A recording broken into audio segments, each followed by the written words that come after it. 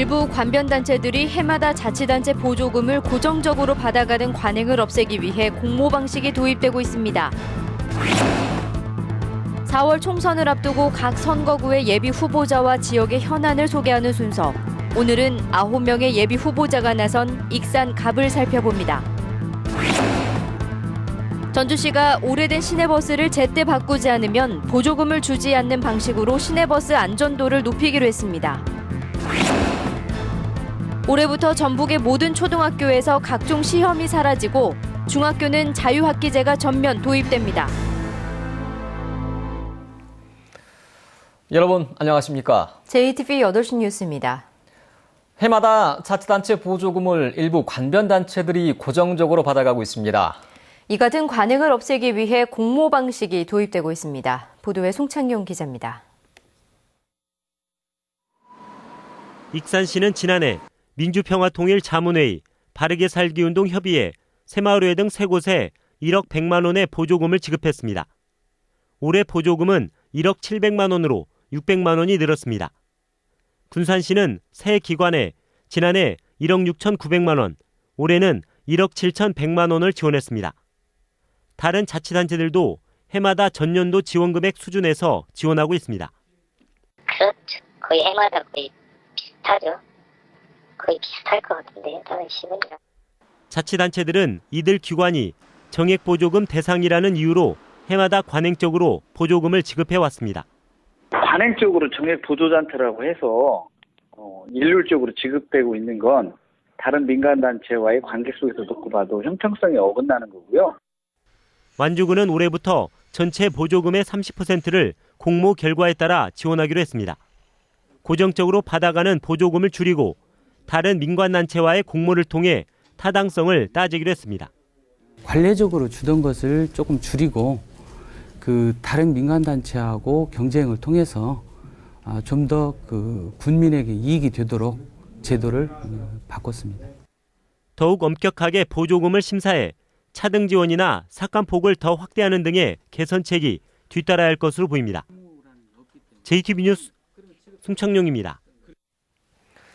4월 총선을 앞두고 각 선거구의 예비 후보자와 지역 현안을 살펴보는 순서입니다. 모두 9명의 예비 후보자가 나선 익산시 갑은 KTX역 주변과 북부권 개발, 전통시장을 비롯한 구도심 활성화가 큰 과제입니다. 김철 기자가 보도합니다. 익산시 갑 선거구는 중앙동과 평화동을 비롯한 구도심과 하멸읍 용안면이 속한 북부권 등 모두 16개 동으로 구성돼 있습니다. 이곳은 KTX역 주변의 구도심 활성화와 4군데 전통시장을 살리는 게 과제입니다. 낡은 집의 주거 환경 개선과 북부권 개발도 빼놓을 수 없는 현안입니다. KTX 역사를 중심으로 구도심 개발과 재래시장 활성화 그리고 북부권 개발을 통해서 새로운 동력을 찾는 것이 익산 미래와 균형 발전을 가져올 수 있다고 생각합니다. 새누리당은 김영일 전 서울 강북경찰서장과 임석삼 전 한국폴리텍대학 김제 캠퍼스 학장이 등록해 새누리당 전북도당의 첫 경선을 치릅니다.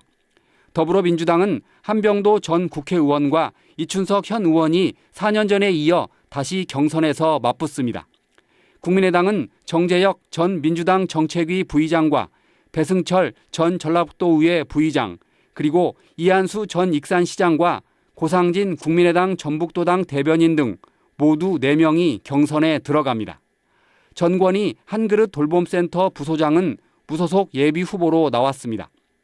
익산시 갑은 새누리당의 첫 내부 경선과 더민주 전현직 의원의 맞대결로 유권자들의 관심을 끌고 있습니다. 국민의당에서는 4명이 경선을 펼쳐 치열한 한판 승부가 불가피하고 무소속 후보의 경쟁력도 관심거리입니다. 익산시 갑에서 금배지를 다는 후보는 KTX역 주변과 구도심 활성화, 그리고 북부권 개발이라는 쉽지 않은 과제를 남겨두고 있습니다. JTB 뉴스 김철우입니다. 전북의 10개 총선 선거구 가운데 절반인 5곳이 과열 혼탁 지역으로 지정됐습니다. 전북 선관위는 지난달 전주시 병과 익산시을 남원 순창 임시를 과열 혼탁 지역으로 지정한 데 이어 이달에 전주시 을과 김제 부안을 추가했다고 밝혔습니다. 과열 혼탁 지역은 도운 선거가 우려되거나 선거법 위반 행위가 많을 것으로 판단될 때 지정됩니다. 선관위는 과열 혼탁 선거구의 도운 선거와 흑색 선전, 불법 선거 여론조사 등을 집중 단속하기로 했습니다. 전주 시내버스의 노후 차량 비율은 10%로 사고 발생 소지가 상대적으로 높고 승객 불편도 큽니다. 전주시가 제때 차량을 바꾸지 않으면 보조금을 주지 않기로 했습니다. 보도에 권대성 기자입니다. 지난 2014년 달리던 시내버스에 불이 나 승객들이 긴급 대피했습니다. 운행한 지 8년이 넘어 교체 주기인 9년에 가까운 차량이었습니다. 오래되고 낡은 시내버스는 승객과 기사 모두에게 불안하고 불만입니다. 손님들도 좀 차가 깨끗하지 않고 그러면 손님들도 좀 짜증내고 그런 점도 있잖아요. 운전하기도 편하고 아무래도 세차가 그런 점이 있죠. 전주 시내버스 400대 가운데 10%는 교체 주기인 9년을 넘기고도 운행되고 있습니다. 업체들은 비용 부담을 이유로 안전검사를 통과하면 2년 더 운행이 가능해 차량 교체를 미루고 있습니다. 오래돼갖고 안 좋아요, 차가. 이게 막 근데 차주들도 막 손해난다고 한 게 뭐 새 차로 바꾸라고는 어떻게 하겠어요. 전주시가 보조금 지급 방식을 바꿔 노후 차량을 제때 바꾸도록 유도하기로 했습니다. 9년 안에 노후 차량을 바꾸면 1,000만 원인 교체 보조금을 2천만 원으로 높여서 주고 9년을 넘기면 아예 주지 않기로 했습니다. 새 차가 운행되기 때문에 친절하고 깨끗한 데기 환경이 좀 우선 좋아지고 그다음에 이제 그 시민들이 안전하게 탈 수 있는 그런 구조가 되고 사고 위험을 낮추고 친절도를 높이기에 버스기사의 근무 방식도 바꿉니다. 하루 평균 17시간씩 운전을 한 뒤 다음 날 쉬는 방식을 이를 2교대 운전으로 하루 8시간 근무하는 방식으로 바꾸기로 했습니다. 전주시는 버스 노사와 세부 협의를 거쳐 노선 개편 시기에 맞춰 2교대 근무를 도입할 예정입니다. JTB 뉴스 권대성입니다. 지리산 산악철도 도입법이 국회를 통과하고 진안군이 마이산 케이블카 타당성 용역에 들어가 찬반 논란이 일고 있습니다. 남원시는 궤도 운송법 개정안이 의결됨에 따라 지리산 정령치 구간 도로에 전용 궤도를 깔아 산악철도를 운행하는 방안을 추진하기로 했고 진안군은 마이산 케이블카 도입을 위한 타당성 연구 용역에 들어가기로 했습니다. 남원시와 진안군은 지역관광 활성화를 위해 산악철도와 케이블카 도입에 적극적이지만 환경단체는 환경 훼손을 우려해 양측의 갈등이 커질 것으로 보입니다. 고고도 미사일 방어 체계, 즉 사드의 배치를 논의할 한미 공동실무단이 출범해 사드 배치지 결정에 관심이 모아지고 있습니다. 한미 공동실무단은 오늘 첫 회의를 갖고 사드의 주한미군 배치 문제를 논의했으며 앞으로 적정 부지를 선정하고 환경과 비용 문제를 협의하기로 했습니다. 사드 배치 후보지 가운데 한 곳으로 군산이 거론되고 있지만 주민과 시민사회단체 등은 전자파 등의 피해가 우려된다며 반대하고 있습니다. 올해부터 초등학교는 각종 시험이 사라지고 중학교에는 자유학기제가 전면 도입됩니다. 조창현 기자가 보도합니다. 전주의 한 초등학교 수업 시간, 학생들의 책상 배치가 일반 수업과 다르고 수업은 선생님과 학생들이 게임하고 토론하는 방식으로 이루어집니다. 이 학교는 2년 전부터 4학년만을 대상으로 중간고사를 폐지하고 부분적으로 성장평가제를 도입해 운영해왔습니다. 중간기말 기존에 보던 것을 보면 그 뒤에 피드백을 하기가 사실상 불가능하거나 어려웠습니다. 수시평가, 상시평가를 보면서 아이들을 즉시 피드백하니까 성장을 돕는 데 더 도움이 되는 것 같습니다. 올해부터 전북의 모든 초등학교에서는 중간 기말고사가 폐지되고 성장평가제가 도입됩니다. 성적 중심의 평가가 사라지고 교과별 특성과 학생 발달 과정을 중시해 교사가 서술형으로 평가하게 됩니다. 학생 개개인에 대한 정보는 성장 보고서로 학부모들에게 수시로 전달됩니다. 중학교는 자유학기제를 전면 실시합니다. 중학교 3년 중 한 학기는 시험 부담 없이 학생들이 진로나 특성을 찾는 활동이 이루어집니다. 하지만 지역 여건상 진로 체험처를 충분히 확보하지 못한 상태여서 내실 있게 운영될지는 미지수입니다. 전면적으로 모든 아이들이 이제 자유학기제를 실시했을 경우에는 일단 체험처 부조, 또 체험처의 프로그램 운영 능력의 미숙함 이런 것들이 아이들의 교육 활동에 영향을 미치지 않을까 좀 우려스러운 부분이 있습니다. 전북의 중학교 92%는 1학년 2학기에 자유학기제를 시행하겠다고 밝혀 올 2학기부터 자유학기제 운영이 본격화할 것으로 보입니다. JTB 뉴스 조창현입니다. 전라북도가 올해 수학여행단 유치 목표를 지난해보다 10%가량 늘어난 33만 명으로 잡았습니다. 전라북도는 수학여행 전담지도사를 운영하면서 일부 체험학습비와 버스 임차비 등을 지원하기로 했습니다. 2023 세계 잼버리 대회 스만금 유치를 추진하는 전라북도가 아프리카에서 유치 활동을 합니다. 전라북도는 부안군과 여성가족부, 한국스카우트연맹과 오는 9일부터 아프리카 가나와 케냐를 차례로 방문해 2023 세계 잼버리 대회 유치 홍보 활동을 하기로 했습니다. 스만금과 폴란드 그다인스크가 경쟁하는 2023 세계 잼버리 대회 개최지는 내년 8월 세계 스카우트연맹 총회에서 결정됩니다.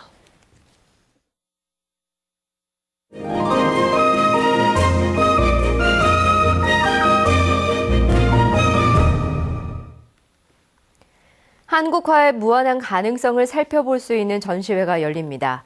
남자의 상징, 와이셔츠를 소재로 한 여성 작가들의 전시와 전주 무대에 오르는 뮤지컬 소식도 준비했습니다. 문화가 소식 정원익 기자입니다. 푸른 잔디밭과 빨랫줄에 매달린 하얀 천. 하늘에서 내려다본 한옥집의 오후가 여유로워 보입니다. 저녁 무렵 산책길을 묘사한 이 작품은 독특한 입체감이 돋보입니다. 작가 최지영은 한지에 입힌 가짜 금박으로 물질에 대한 인간의 욕망을 꼬집었습니다. 가금박은 진짜 금은 아니지만 더 진짜보다도 반짝반짝 빛이 납니다. 이 가금박을 통해서 인간의 허위의식과 욕심과 욕망을 표현하고자 했습니다. 한국화가 19명이 참여한 이번 전시는 다양한 표현 기법을 통해 현대 한국화의 무한한 가능성을 보여줍니다. 작가 이길비는 아이가 어른이 되어가는 과정을 셔츠를 통해 표현했습니다. 고보현 작가는 아버지와 남편, 아들이 입었던 셔츠를 묶어 탄생과 죽음으로 연결된 시간의 흔적을 담아냈습니다. 여성 작가 4명은 남자의 상징인 와이셔츠를 통해 따뜻한 가족애를 그려냈습니다.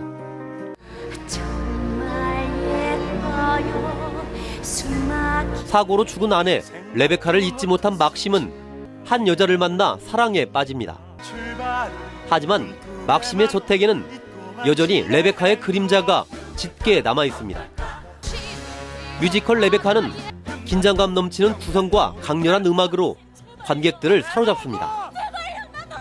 JTB 뉴스 정원익입니다. 전주시가 외국인 이주 여성의 고국 방문을 지원합니다. 전주시는 결혼과 함께 한국에와 전주에 살고 있는 외국인 이주 여성 가족 27곳을 선정해 한 가족당 4명까지 고국 방문 비용을 지원합니다. 전주시는 이달 말까지 신청을 받아 지원 대상을 선정합니다. 전주시가 프로축구가 열리는 날에 월드컵 경기장을 오가는 시내버스 특별 운행을 확대합니다. 전주시는 개막 경기가 열리는 12일부터 홈 경기가 열리는 날마다 월드컵 경기장을 오가는 시내버스 특별 노선을 지난해 1개에서 올해는 3개로 늘려 운행하기로 했습니다. 전북 현대 창단 연도를 뜻하는 1994번 특별 노선 버스는 경기 시작 3시간 전부터 운행됩니다. 오늘 오전 11시 반쯤 광주 대구 고속도로 순창 나들목 부근에서 54살 최모 씨가 몰던 승용차가 중앙분리대와 부딪힌 뒤 앞서가던 42살 한모 씨의 승용차를 들이받았습니다. 이 사고로 최 씨가 크게 다치고 한 씨 등 3명이 경상을 입어 병원에서 치료를 받고 있습니다. 경찰은 최 씨의 차량이 빗길에 미끄러져 사고가 난 것으로 보고 정확한 경위를 조사하고 있습니다. 또 오늘 오후 4시 반쯤에는 김제시 순동 한 내거리에서 사설 구급차와 승용차 등 4대가 잇따라 부딪혀 47살 김모 씨 등 5명이 크고 작은 부상을 입었습니다. 오늘 오후 2시 50분쯤 고창군 부안면 한 배수로 공사 현장에서 근로자 53살 이모 씨가 무너져 내린 흙더미에 깔렸습니다. 이 사고로 이 씨가 크게 다쳐 병원으로 옮겨졌지만 숨졌습니다. 경찰은 공사장 관계자를 상대로 정확한 사고 원인을 조사하고 있습니다. 전주지법 형사 1단독은 경찰의 음주 측정을 거부한 혐의로 기소된 57살 김모 씨에 대해 벌금 700만 원을 선고했습니다. 김 씨는 지난해 2월 만취 상태로 전주의 한 식당 앞 도로 한복판에 차를 세웠다가 경찰에 적발된 뒤 음주 측정 요구를 3차례 거부한 혐의로 기소됐습니다. 전북은 오늘 새벽부터 최고 20mm가 넘는 비가 내렸습니다. 이번 비는 밤 늦게 그치겠지만 주말인 내일 낮부터 다시 시작돼 일요일 새벽까지 이어지겠습니다. 모레까지 예상 강우량은 20에서 60mm입니다. 내일 오후에는 돌풍이 불고 우박이 떨어지는 곳도 있을 것으로 예상돼 주의가 필요합니다. 내일 낮 최고 기온은 14도에서 17도로 오늘과 비슷하겠습니다. 해상에는 안개가 끼고 바다의 물결은 0.5에서 2.5m로 일겠습니다. 전주기상지청은 내일 밤부터 짙은 황사가 나타나기 시작해 다음 주 초까지 이어질 것으로 내다봤습니다.